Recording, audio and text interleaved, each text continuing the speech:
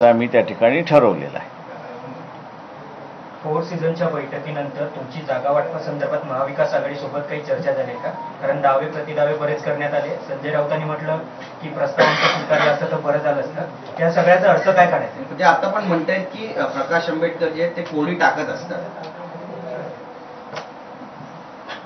कोडी टाकत असतात की त्यांना वस्तुस्थिती दाखवल्या जात असते, दोन गोष्टी आहेत। त्यात माझं म्हणणं असं आहे की तुम्ही आम्हाला जर सहकार्य केलं असतं तर कदाचित हे घोंगडं इतके दिवस भिजलं नसतं। तुम्ही सगळ्यांनी असणारं टार्गेट आम्हाला केलं आणि म्हणून त्यांना त्यांचं कोंबडं झाकता आलं। त्यांचं कोंबडं आता असणारं उगवायला लागलेलं आहे, आवाज द्यायला लागले, बांग द्यायला लागलेलं आहे की 10 जागेवरती असणारा सेना आणि काँग्रेस यांचा टाय आहे।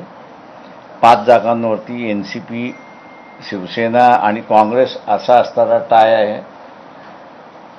ही न्यूज माझ्या अंदाजानं एक 8-10 दिवस अगोदर आम्ही ज्यावेळेस मांडलं होतं तिला असणारं प्राधान्य मिळालं असतं तर कदाचित तो रिझॉल्व्ह झाला असता। पण सगळा टार्गेट हाच राहिला की वंचित जागा देत नाही, वंचित अमुक करत नाही, वंचित अमुक करत नाही, वंचित अमुक करत नाही। तिथे आमचाच प्रश्न होता, त्यांचंच भांडण मिटत नसेल, त्यांचाच तिढा जर संपत नसेल तर आम्ही त्याच्यामध्ये कुठे शिरायचं।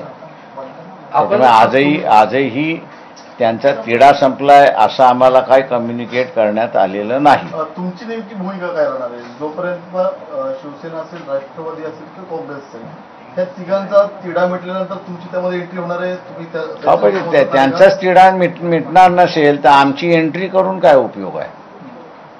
तोपर्यंत तुम्ही वेट अँड वॉचच्या भूमिकेत राहणार? आम्ही असं आजच सकाळी आम्ही सांगितलं की आमचं जे ठरलेलं आहे ते